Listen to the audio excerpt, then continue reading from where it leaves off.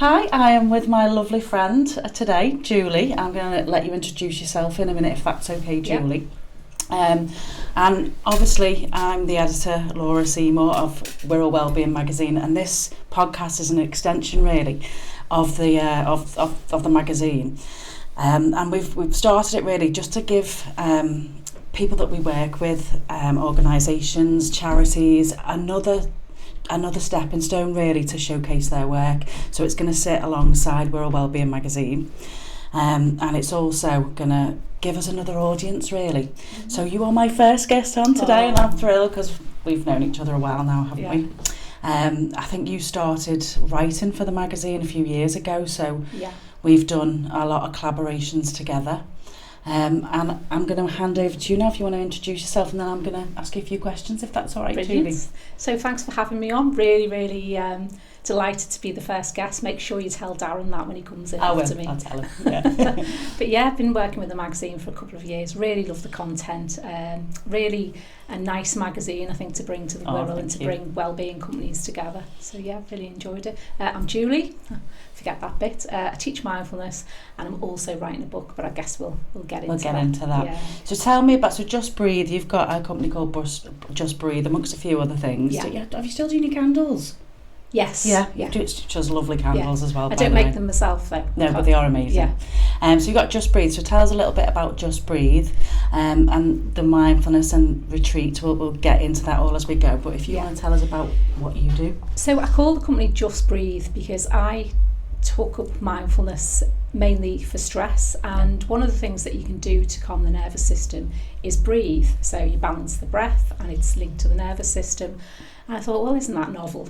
Breathe. We all do it every day, as my dad keeps pointing out to me. And I thought, well, yeah, just breathe, literally just breathe. And I don't know if you've noticed, it's everywhere now. Everyone's saying it. So I wish I could copyright it because I make a fortune. But yeah, that's the point really, that just tune into the breath. We can calm down the nervous system. We can interrupt the thoughts that go around in our head. And the thing with a lot of the stuff that happens to us, 95% of the time, are automatic pilots running our life. We don't really know. Mm-hmm. So through awareness and through the breath, we can start tuning into that and just breathe. I love that. Some deeper than others, because I need to have a few deep breaths. That menopausal stage now. I need a few deep breaths every day. So mindfulness, talk us through the mindfulness. How did you get involved with mindfulness? Tell us about your journey getting to Just Breathe. Have you always done wellbeing? No, I haven't. I used to work in IT. So I started out as a programmer when programming wasn't cool. I used to play the violin. Also, that wasn't cool at the time. I never knew that about you. Yeah. So the 1990s had the suit, the briefcase. Because I was a woman in IT, most people thought I was just there to take the notes. But as a programmer, worked on the help desk. Then I worked as a project manager, got into business analysis. But I always had this sense that I needed to prove myself, so that meant that I took on lots of responsibility. I was always looking for the next promotion. Didn't really go about it in the best way, because I just thought if you work, that's the story we're told, isn't it? Work hard, you'll get recognised and you'll get on. So that was how I sort of developed. And every so often what had happened was mostly, I don't know if I can say this, but I'm going to. You can. I seem to find myself working for buffoons, people that I thought shouldn't have been in the jobs that we've all met them. We've all met them. So that didn't matter to me, because I thought, well, I'll just step up, I'll do it, and I carried them in a way, I guess. So they weren't really going to promote me whilst I was helping them to shine. That's how I see it on reflection. So what would happen over a period of time is I'd get the adrenaline rush, I'd feel on a high, I was doing really well in my job, but I wasn't getting any further. And then at some point it tipped over into resentment, and that became burnout and stress. And I'd find myself in bed for days, couldn't move, just weighed down by life. Even the slightest little thing just really felt like a big deal, like feeding the cat, or felt like everyone wanted a piece of me. That's the best way to describe it. That's tough. Yeah. And I think I'm very, very fear-based. So I kept running away. So I opened a coffee shop. That was a nightmare. And I started doing Herbalife. That was also a nightmare. And I think the point is, John Kabat-Zinn's written a really interesting book called Wherever You Go, There You Are. And we try and run away from things, but it's still us. It's still us inside. We're still the same person. So this went on and on and on. I'd had cognitive therapy, studied NLP, life coaching. Nothing seemed to touch, the meaning of life. Why am I like that? Why can't I just be happy? And then I was just Googling and I found this mindfulness course and I thought, oh wow, and it was a master's degree, and I couldn't believe that it was actually a thing. And it was at Oxford. Yeah, we all aspire, don't we? Needless to say, I didn't have the criteria to get in, but I was on a mission then, so I thought, I've got to find something. So eventually I found a course at Aberdeen University, and the only way to get in was to have the mindfulness-based stress reduction course to go through that. And I thought, oh wow, if this is a message from anywhere, this is it. So I went and followed that Bangor University 8-week course. You literally get to just lie down in the class with a blanket over you. That sounds like heaven. Yeah. I was saying to my husband, it's very difficult, this mindfulness bit. He's going, what's with the cushion? Take out of here, needs a lot of rest. Yeah, what's with the cushion and the blankets? Oh, I'll explain. Yeah. I'd just be lying there in class thinking, oh wow, this is just amazing. And I had this profound experience after one of the body scans where I stood up and my mind was completely blank. I say this a lot. I've got blonde hair. I've often been accused of having an empty head. You've all the time. No. This was like the mind had just stopped. All of the churning just stopped. I thought, wow, this is amazing. This is it. Yeah. And so, that was the eureka moment. Yeah, that was the turning point, and I wanted to learn as much about mindfulness as I could. And so what are the courses that you offer? Because I know you do retreats. Yeah. So talk to us a little bit more about the retreats that you do. And you were doing courses. Are you not doing them now? Have you gone down a different route? Yeah, so I offer the Mindfulness Living course, which is an 8-week course, and that's an introduction. It takes people sort of end to end, and that's underwritten by the British Mindfulness Association. Fantastic. And I've got an online course for stress, and the reason I've got it as a digital course is I think there's a lot of people that don't want to talk about it, and particularly when I speak to men, it's they've questioned me so many times, is this confidential? I don't want it to go anywhere else, and they're really concerned about people knowing. Yeah. So that digital course means that people can just go online, sign up, and it takes 21 days, and it goes through that body scan. And through that process, what you're actually learning to do is intercept the automatic pilot that takes us into stress. Because lots of times it's about the thoughts in the mind and where they take us. So that's that course, and I've got like little courses on stress management and how to learning to meditate. And how can we access them? How does the listener, the public, businesses, individuals, how do they access them? So it's all on the website at justbreathesolutions.co.uk. There's a page for events, which is where all the retreats are, and there's a page for mindfulness courses that you can take in your own time. And I'll add them in a link as well, so that people can access that for you. And tell us about the retreats. I have been fortunate to come on one of your lovely retreats with the book club. Yeah. Oh, it was a beautiful day. Yeah. Leasowe Castle, I know it's gone now, but tell us where we can find another retreat, because it was just what the doctor ordered that day. Yeah, I mean, it was a lovely set in the castle, and it was right by the sea. People love walking along the bay. We had a lovely walk, didn't we? Yeah, and it's just nice because you get to chat to people, which you don't always during the retreat, because mostly, you're just lying down, aren't you, or eating. Yeah. But we found a little thatch cottage in Mells, and it's in its own, I think it's about 15 acres. It's that sounds near lovely. To Market Gardens. So they've got a lake with geese, which always kick off during the meditation. I'm sold. I'm in. Have you got any goals? Have you got any spaces left? Quacking away. And it's just lovely. So we moved them there. I think we're into our 3rd or 4th there, and the people that have been on the others and been to the castle really enjoyed it. So that I was pleased about that, because they had a certain expectation. Yeah. And also I started doing the food myself, and I was like, oh, this isn't going to end well. So aside from nearly setting the pastries on fire last time, food's been make things simpler. Simplify. I've decided. As we get older, we just need to simplify a little bit more. I wasn't baking them, Laura. I just had them on top of a heating pad, so people would think that I'd baked them, and it just all went wrong. Oh, that story of my life. Those cake mixes that you get. The kids used to get for my nieces and my daughter when they were little, and the packet ones that you simply cannot go. I managed to do that a few times. I remember making cupcakes, and the kids still call them cuppings now because they look like muffins. They didn't look like cake. Anyway, don't know what they were, but I managed to ruin it anyway. So make things simpler. Yeah. You concentrate on the retreat. So when's your next retreat date? So the next retreat is the end of September. I tend to clear the summer, and this time I've been working on the book. Yeah. And then once the book is handed over to the publisher, I've got a bit of space, and I'm gonna create an app that runs alongside the book.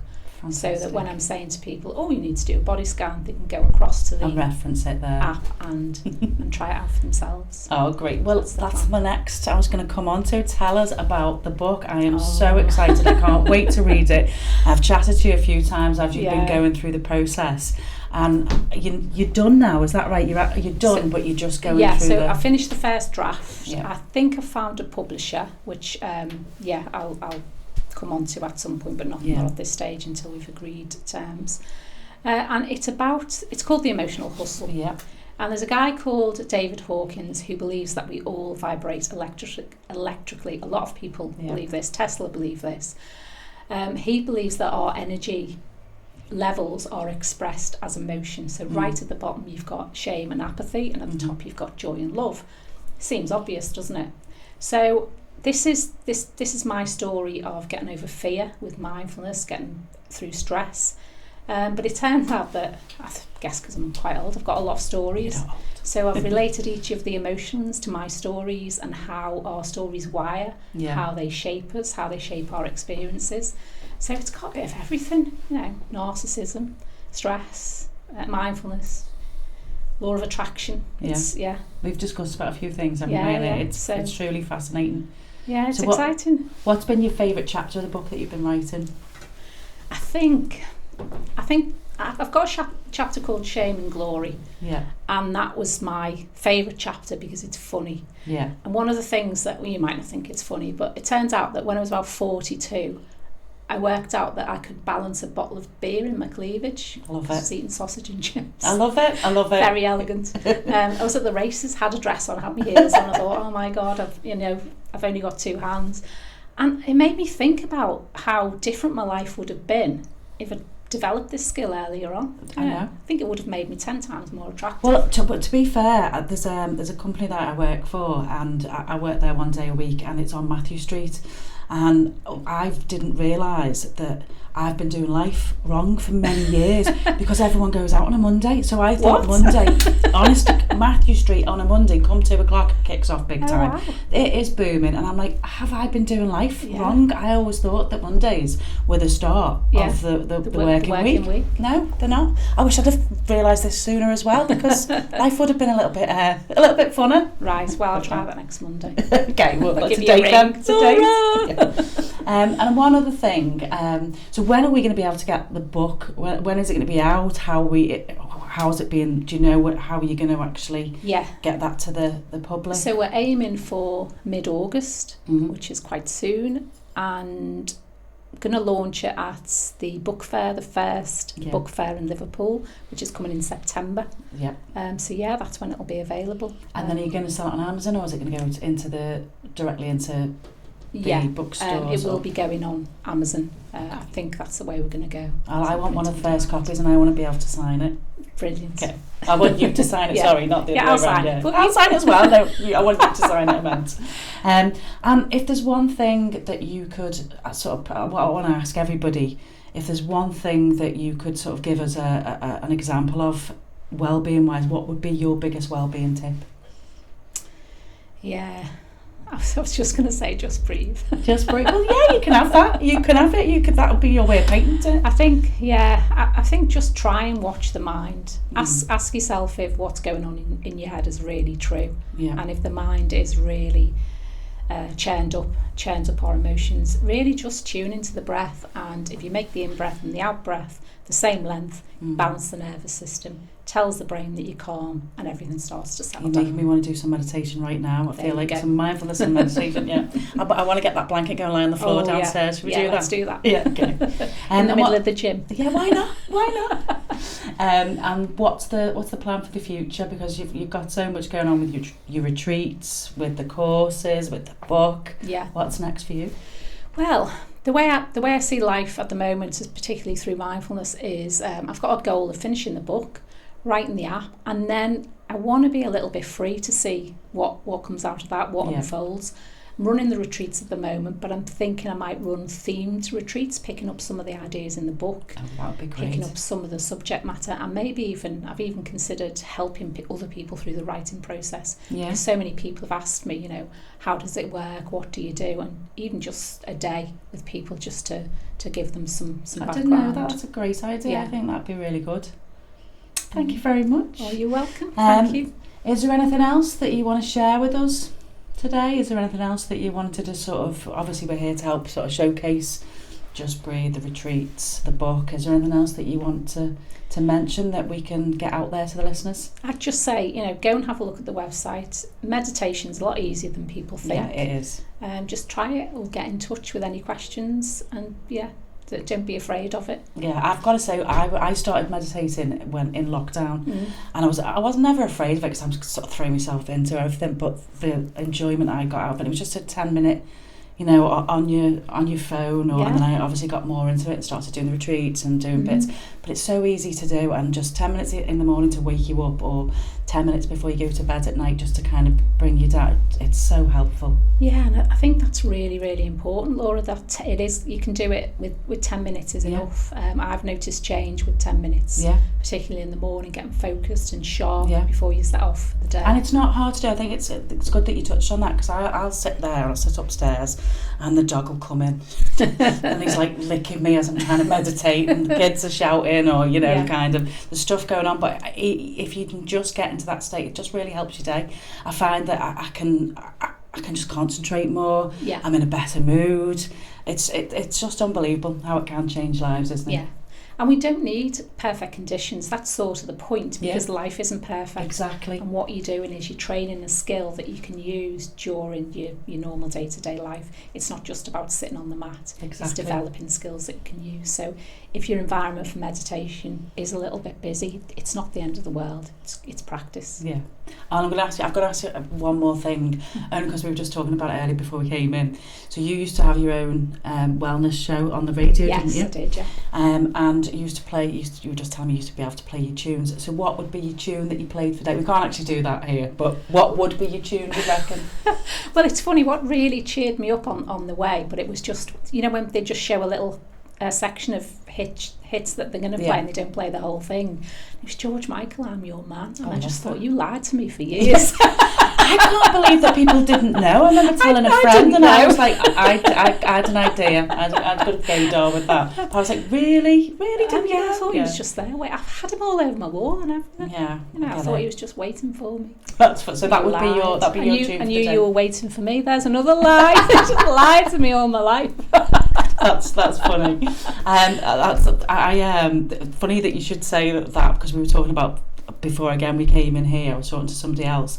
It was how a tune can just change your mood instantly. Absolutely. Like, you know, when you're talking about mindfulness or anything else, if you're hit a bit of a low, or just going into the garden, putting your feet on the grass, listening to the birds. But another great little tip is just putting a good tune on that just really cheers you up and uplifts you. Yeah, having like a little selection of go-to tunes. I wish I had that now to put on for you. I'll know for next time.